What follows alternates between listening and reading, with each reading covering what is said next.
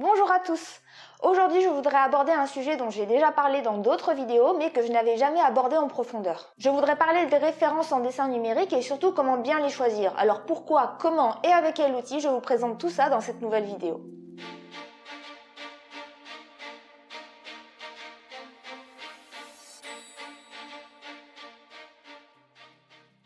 Alors avant de rentrer dans le vif du sujet, je voudrais revenir sur un point qui me semble important et notamment plusieurs choses qu'on lit sur internet. Enfin, en tout cas pour ma part, j'ai déjà vu de nombreuses personnes dire que les références c'est pour les nuls, que quand on utilise, on ne sait pas dessiner et que ce n'est pas fait pour les artistes. Face à ça, je n'ai qu'une seule chose à dire, c'est absolument faux, il faut absolument que vous sortiez ça de la tête.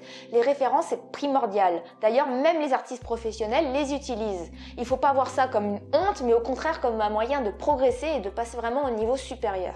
Utiliser des références en dessin, c'est être assez humble pour accepter qu'on ne peut pas tout savoir et ne pas tout connaître, et que parfois pour dessiner correctement, on a besoin d'informations visuelles ou même parfois d'informations techniques. Alors attention parce que utiliser des références, ça n'a rien à voir avec recopier. En premier, ça sert à analyser ce que vous voulez dessiner et ensuite à s'inspirer.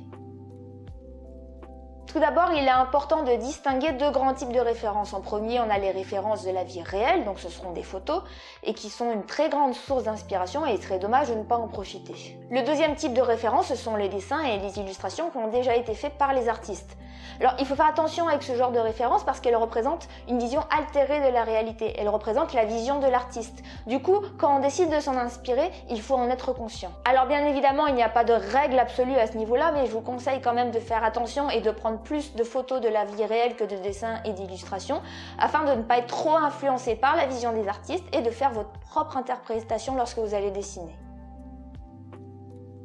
Le choix d'une référence peut se faire pour deux grandes raisons différentes. D'un côté, vous pouvez choisir une image pour son aspect technique, par exemple pour la perspective ou la position d'un personnage, et de l'autre, vous pouvez choisir des images parce qu'elles vous inspirent, vous aimez leur atmosphère, leurs couleurs. Du coup, lorsque vous choisissez une référence, essayez d'être conscient de la raison pour laquelle vous choisissez cette image et pas une autre, et essayez justement de les séparer en deux groupes. Et ensuite, il faut savoir que quand on choisit une image, ce n'est pas forcément pour sa globalité, parfois ça sera juste pour un élément en particulier. Lorsque vous commencez à faire des recherches sur le sujet que vous voulez dessiner, n'hésitez pas à prendre de nombreuses images. De toute façon, vous ferez le tri plus tard. Et contrairement à ce qu'on peut croire, le temps que vous passez à chercher des références est du temps gagné pour votre dessin par la suite.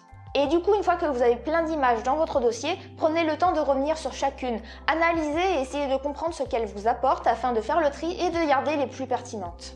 Bien évidemment, vous n'avez pas un nombre imposé de références, mais de manière générale, il faut mieux en avoir moins, mais qui sont vraiment pertinentes et vraiment utiles et vraiment ciblées, plutôt que d'en avoir trop et de vous perdre avec.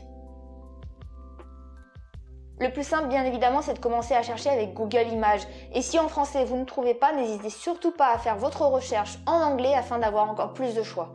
Vous pouvez également chercher dans les banques d'images, par exemple 123ref ou encore Shutterstock. Ce n'est pas grave que vous choisissiez des images qui ne sont pas libres de droit parce que c'est pour votre usage personnel. Vous n'allez pas les recopier, vous allez simplement vous en inspirer. Pensez également à aller faire un tour sur Pinterest qui propose des images de plein de sites internet différents. Et ce qui est intéressant, c'est que lorsque vous allez commencer à faire des recherches sur un sujet, il va vous proposer des images qui sont en corrélation avec ce que vous venez de chercher. Surtout, n'hésitez pas à être précis dans vos recherches et à utiliser les bons mots-clés. Si vous faites des recherches trop larges, les images qu'on va vous proposer ne seront pas forcément assez ciblées par rapport à ce dont vous avez besoin. Pour utiliser vos références, le plus simple, c'est de les enregistrer dans un même dossier et de les ouvrir une à une en fonction de vos besoins. Effectivement, c'est le plus simple, mais pas le plus pratique, surtout si vous avez de nombreuses images. La deuxième solution, c'est de créer votre propre planche de référence avec votre logiciel de dessin. Vous pouvez importer vos images, les réorganiser comme vous voulez et également rajouter des annotations si vous avez besoin. Ensuite, vous pouvez enregistrer le fichier et vous aurez toutes vos images sur une seule et même planche. En dernier, je voudrais vous présenter une application que j'ai découverte il y a quelques mois mais que j'aurais vraiment voulu connaître plus tôt parce qu'elle m'a vraiment simplifié la vie. Cette application s'appelle PureRef et le concept est très simple. Vous pouvez créer et organiser vos planches de référence que vous pouvez enregistrer et réouvrir à tout moment et tout cela gratuitement. L'organisation des images est extrêmement simple et efficace et bien plus facile que sur un logiciel de retouche d'images. Je n'utilise plus que ça et ça m'a grandement facilité le travail. Le seul défaut, c'est qu'il n'est pas possible de convertir les documents en une seule et même image. Du coup, si j'ai vraiment besoin d'avoir mes références en format JPEG, je fais simplement une capture d'image de mon écran. Pour finir, voilà quelques exemples des recherches de référence que j'ai eu l'occasion de faire pour certains de mes sujets. En premier, j'ai travaillé sur une arme pour un cavalier mongol.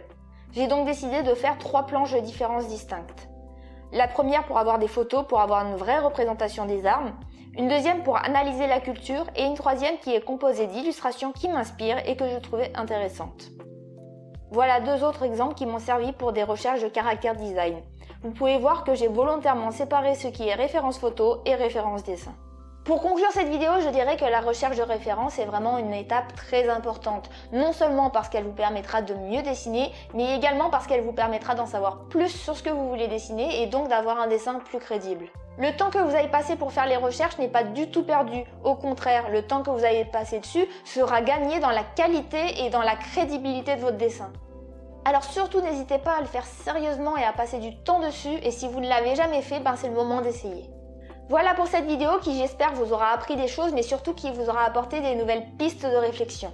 Encore un grand merci à tous ceux qui ont regardé jusqu'au bout, encore un grand merci à tous ceux qui me suivent et à très bientôt pour une prochaine vidéo.